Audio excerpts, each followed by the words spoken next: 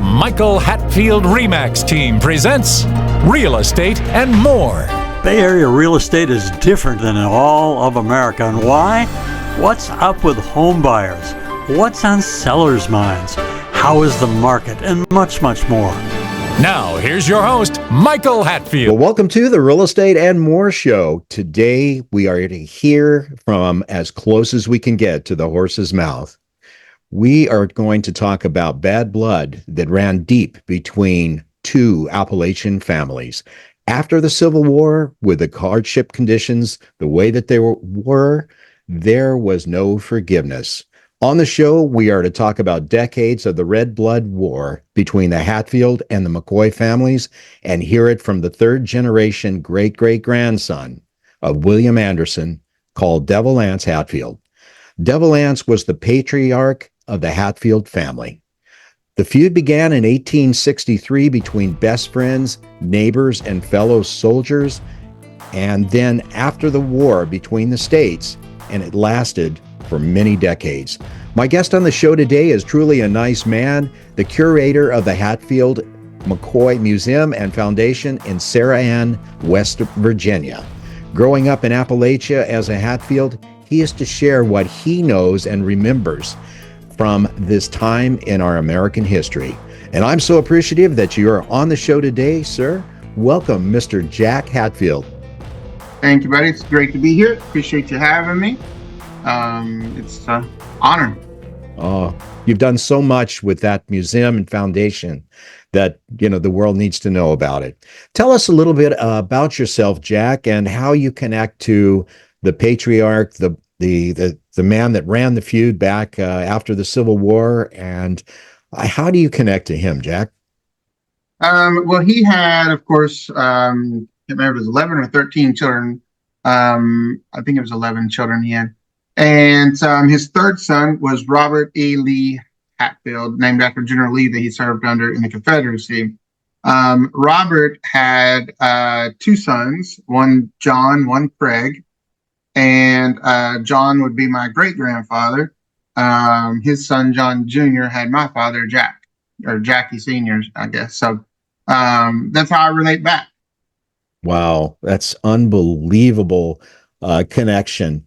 And the times after the Civil War were so full of hardship as opposed to before the Civil War. But anyway, Jack, folks, Jack is a country boy, but do not underestimate his abilities, as he holds an MBA degree and has considerable experience working for Fortune 500 companies. At one time, he had over 2,700 people working underneath him, and he has a passion for preserving the history and the knowledge that came with the bloody Hatfield and McCoy feud. It's part of American history, and that must take considerable amount of time from your everyday life, Jack. It is my everyday life, Michael. I don't, it's all I do and focus on now.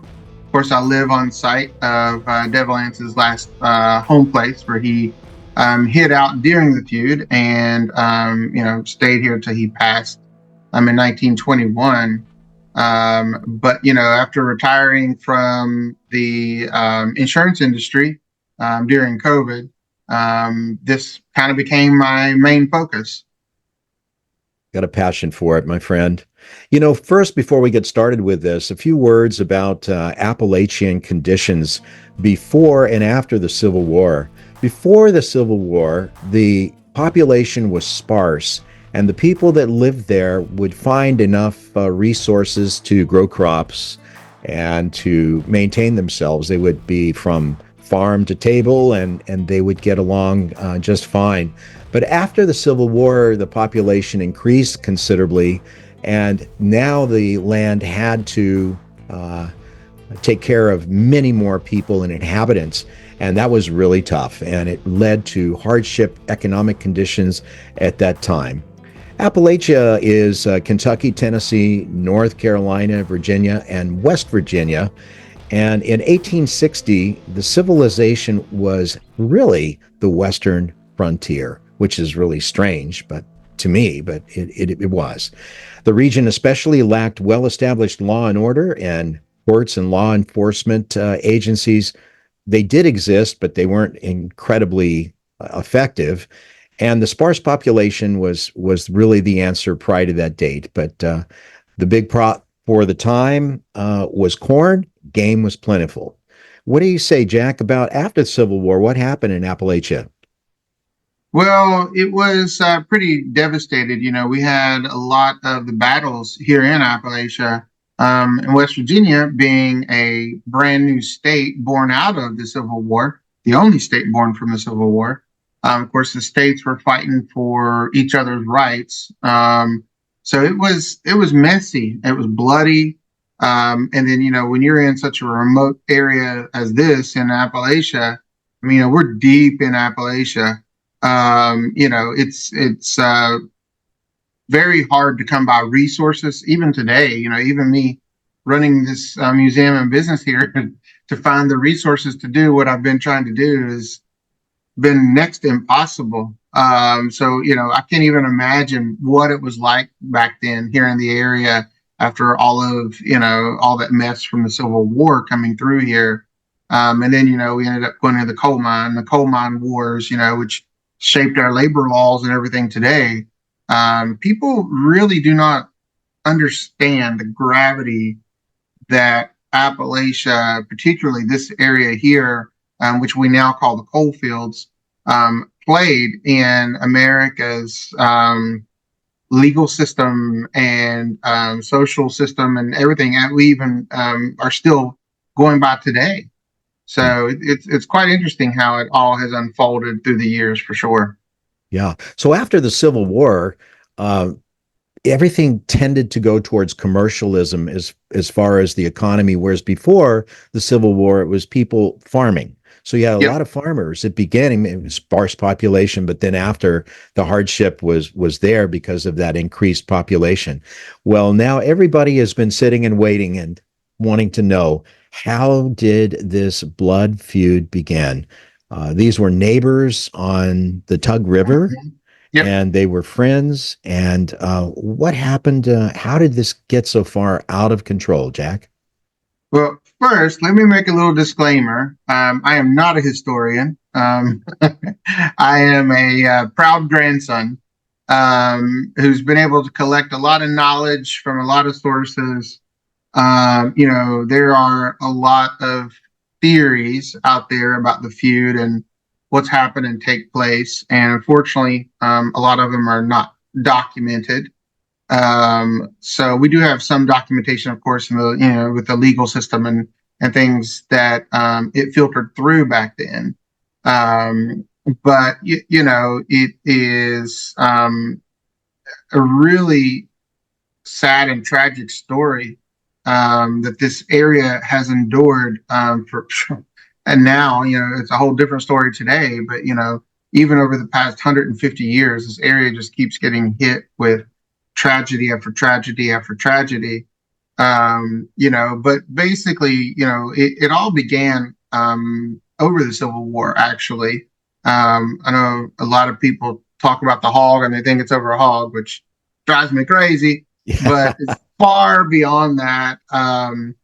But there was a incident in the Civil War where Devil Anse was protecting his platoon over on what we call Devil's Backbone Mountain, not far from here.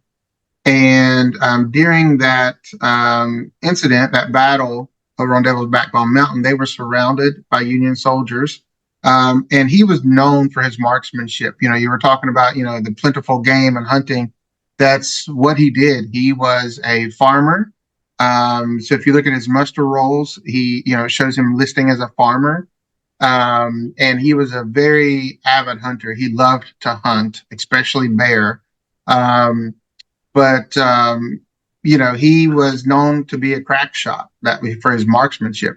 So he told his platoon, load your guns, throw them beside me, and run down that back path. It's the only way out. If you don't, we'll all die. So he was going to hold them off. And he did. And miraculously, he made it back home, which turned into, the whole feud and how that began when he came back to his community. He found it burning. The community was in ruins. So, when the Union soldiers were coming through, of course, they were pillaging, ravaging, burning crops, homes, doing really bad things to the family members left behind.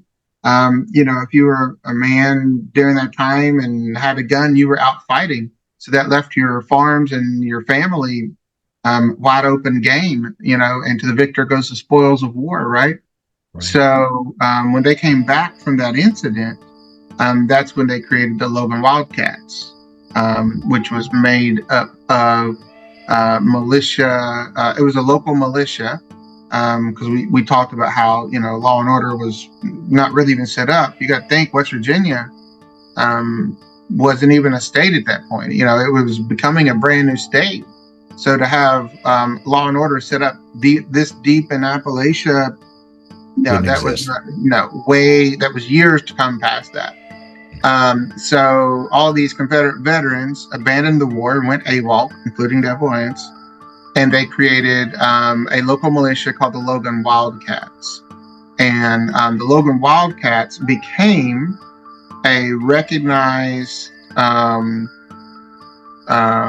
police force, I guess we'll call it, in the area by the governor of West Virginia to help maintain and protect West Virginia's border right here with Kentucky. And because it's kind of a tri border.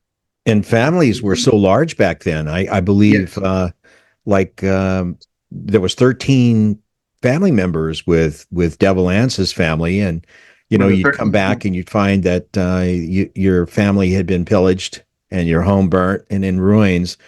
And whether or not you were on one side or the other of the Civil War, the sympathies were pretty much down the middle, I understand. And so you had Union people, you had Confederate people, but it went far beyond with the initial cause when things affected your family, correct? Yeah, far beyond anyone could have ever imagined in many ways, which we'll talk about. Yeah. Wow. So what happened when he came back and they formed the Logan Wildcats? He turned into a commercialist, he meaning Devil Anse, did he not? Yes. Didn't he get into the lumber industry? And wasn't that the big... Yep. After the war, as you said, things in Appalachia started turning commercial.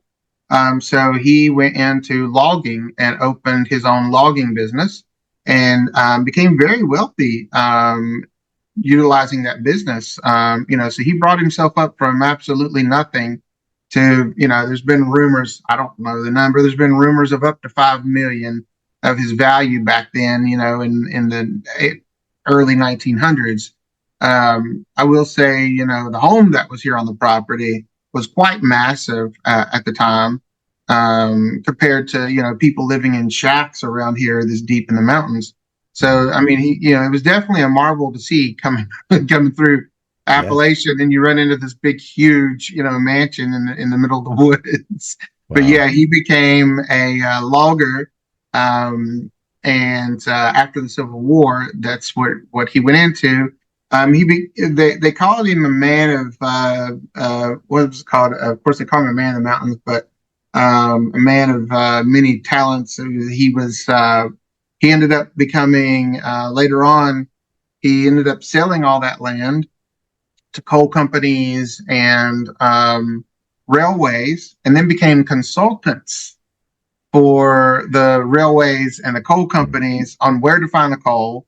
And he knew the land so well, where he hunted so much and knew all his land so well, that he then consulted the railways on the least path of resistance to get the coal out on the railways.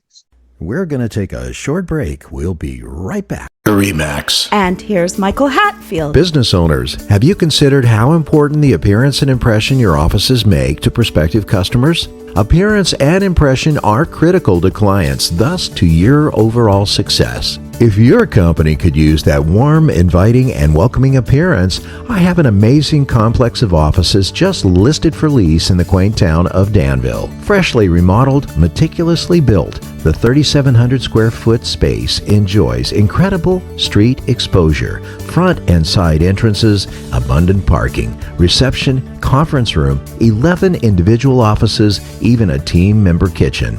This premium space is located in a blue ribbon building maintained by the renowned Sherman Properties Group. Waste not 1 minute. Call us now. Get help with buying or selling by calling the Michael Hatfield RE/MAX Support Team at 1-800-800-5763. That's 1-800-800-5763. And now, back to our show.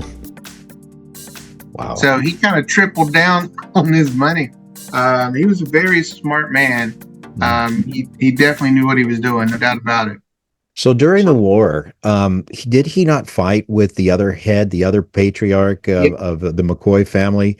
They were friends, Randall McCoy. Yeah. Mm-hmm. And then what happened when Devil Anse left the war? He came back to Sarah Ann.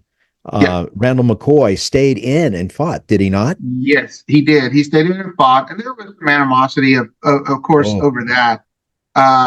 Because they see. The Logan Wildcats, they were deserters of the war. But, that I would have made the same decision if I was in their shoes. I'd be protecting my home and my family. You had to protect your and your own first, before you can help someone else. Yeah. So I don't blame them for doing what they did at all. I would have made the same decision. But of course, there was some animosity there from that. But what really kicked everything off, I was talking earlier about that Devil's Backbone incident where Devil Anse held off the Union soldiers so his Confederate platoon could escape. I think it was the captain, again, not a historian. So I think it was the captain for the Union crew that was there that Devil Anse took out. He wanted revenge for that situation in the Civil War. So while Devil Anse is out logging, working in his business, that Union captain recruited his best known shot from his platoons, which was a fellow by the name of Asa Harmon McCoy. Oh. That was Randall McCoy's brother. So, you had brother against brother in the Civil War. So Randall McCoy was a Confederate soldier. His brother Asa was a Union soldier. Mm-hmm. So he recruited Asa to help take out Devil Anse for revenge. Well, they missed. Devil Anse don't miss. So they took out the Union or the captain that day, but Asa Harmon McCoy escaped. So the Logan Wildcats hunted down Asa and took their revenge and killed him and sent him back. Yep. And that really was the first ever situation and killing of the Hatfield McCoy feud. Some historians and people don't count that as, the beginning, but it clearly was to me. Yes. So, but that's the date I go by, when they say, the feud went for, 30 years, what have you. That's the date I go by, which is when Asa Harmon McCoy was killed by the Logan Wildcats. So here we are in the Civil War, they're fighting, and then Devil Anse leaves and founds the Logan Wildcats, but he leaves the war. Randall continues to fight. Yeah. And I understood, and I may be wrong with this, but I understand that Randall McCoy was actually put in a military prison for a short while.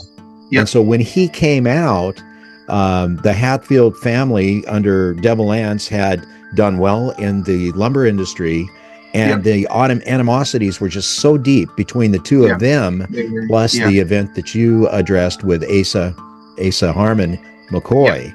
And that just really had to ignite it. Can we digress just a second here? Let's talk about the actual area. This isn't a big area where this feud actually took place. Tell us about that, Jack. Yeah, they actually, I have a cool little map I can probably send you if you need, but They all lived within a 5-mile radius of each other when the feud began, and during the Civil War. There is the Tug River. We also call this the Tug Valley. The Tug River separates the states of West Virginia and Kentucky, and then we have Virginia border not far as well. So we have a tri-state border, but where we are at specifically and where all this took place was on the border of Kentucky and West Virginia, which, remember, the Civil War was just ending. States were fighting for their rights. And we didn't have a federal government system like, we're used to today. It was very different. It became a legal nightmare, which I'm sure we'll get into. But, in the area here, you're within a 5-mile radius, and a state line separating the two of you. Every household of every member in the feud was within 5 miles. Devil Anse was quoted that he was going so far back in the mountains that if the McCoys ever found him, he'd have a moat around his property, and they would shoot them before they got across.